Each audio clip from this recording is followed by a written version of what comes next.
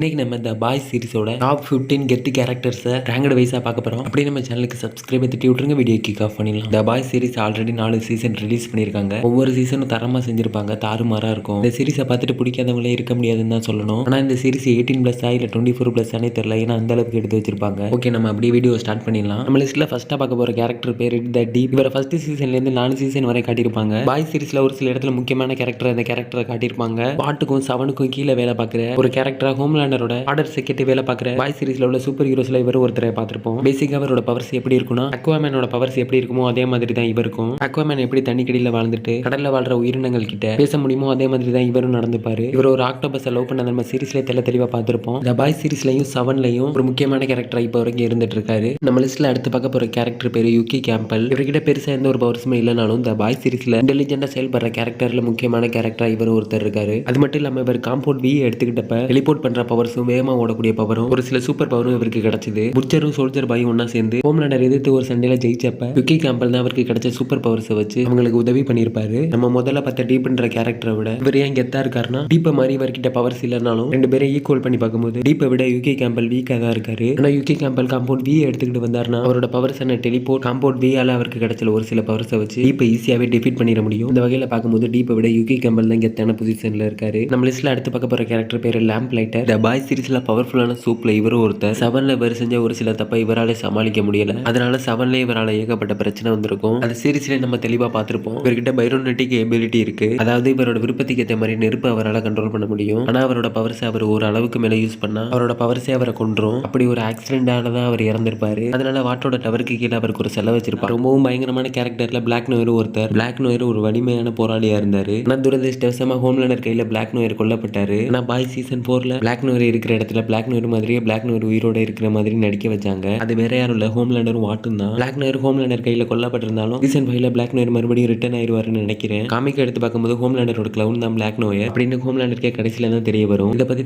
தெளிவா ஆல்ரெடி நம்ம ஒரு வீடியோ போட்டிருக்கோம், மறக்காம செக் பண்ணி பாருங்க. நம்ம லிஸ்ட்ல அடுத்து பார்க்க போற கேரக்டர் பேரு ஏ ட்ரெயின். பாய் சீரிஸ் பாக்குறவங்களோட வெறுக்கப்பட்ட கேரக்டர் அப்படின்னா அது இவருக்கு அந்த சீரிஸை பாக்குறவங்க மட்டும் இல்ல, இந்த சீரிஸ்ல உள்ளவங்களும் ஒரு வெறுப்பாவே இவரை நடத்திருப்பாங்க. ஆனா போக போக சீரிஸ்ல ஏ ட்ரெயின் ஒரு சில நல்ல விஷயங்களை செய்ய ஆரம்பிப்பாரு. ஆனா இப்ப வரைக்கும் ஒரு சில பேரால டோட்டலா வெறுக்கப்படுற கேரக்டர் அப்படின்னா அது ஏ ட்ரெயின் தான். நமக்கு தெரிஞ்ச வரைக்கும் ஏ ட்ரெயின் வேகமா ஓடக்கூடியவர், அதுதான் அவரோட பவர் அப்படின்னு நம்ம நினைச்சிட்டு இருப்போம். ஆனா அவருக்கு ஒரு மிகப்பெரிய வீக்னஸ் இருக்கு. ஏ ட்ரெயின் அவரோட பவரான ஸ்பீடை ஒரு அளவுக்கு மேல அதிகமா பயன்படுத்த ஆரம்பிச்சிட்டாருன்னா அதுவே அவருக்கு ஒரு மிகப்பெரிய ஆபத்தா மாறிடும். நம்ம லிஸ்ட்ல எடுத்து பார்க்க போற கேரக்டர் பேரு ஸ்டார்லைட். பாய் சீரிஸ்ல ஸ்டார்லைட் 3 சீசன் வரைக்கும் அவளோட பவர்ஸை பத்தி அவளுக்கே முழுமையா தெரியாத மாதிரி, அவளோட பவர்ஸை பத்தி அவளுக்கு முழுமையா பயன்படுத்த தெரியாத மாதிரி காட்டியிருப்பாங்க. பாய் சீசன் 4ஓட முடிவுல ஸ்டார்லைட் அவளோட பவர்ஸை பத்தி முழுமையா அறிஞ்சிட்ட மாதிரி, முன்னாடி இருந்ததை விட ஸ்டார்லைட் ஒரு பவர்ஃபுல்லான கேரக்டரை மாறிட்ட மாதிரி சீசன் 4ஓட முடிவுல ஸ்டார்லைட்டை காட்டி முடிச்சிருப்பாங்க. என்ன நடக்க போகுதுன்றதை பொறுத்து இருந்து பார்ப்போம். நம்ம லிஸ்ட்ல அடுத்து பார்க்க போற கேரக்டர் பேரு சாம் ரியோடன். இவரை ஜென்வில அறிமுகப்படுத்தினாங்க. இவரை ஒரு வாட்டி பிடிக்கிறதுக்காக ஜென்வில உள்ள சோல்ஜர்ஸையும் பாய்ஸ்ல உள்ள சோல்ஜர்ஸையும் இவரை பிடிக்கிறதுக்காக அனுப்புனாங்க. இவர் ரொம்ப ஈஸியாவே இந்த 2 டீமையும் ஈஸியாவே டிஃபீட் பண்ணி இந்த 2 டீம்ல உள்ள ஒவ்வொருத்தரையும் எவ்வளவு கொடூரமா கொலை பண்ண முடியுமோ அவ்வளவு கொடூரமா கொலை பண்ணியிருந்தாரு. அது மட்டும் இல்லாம இவர் அவரோட ஒத்த கையாலேயே கிமிகோவை கண்ட்ரோல் பண்ணது நம்ம சீரிஸ்ல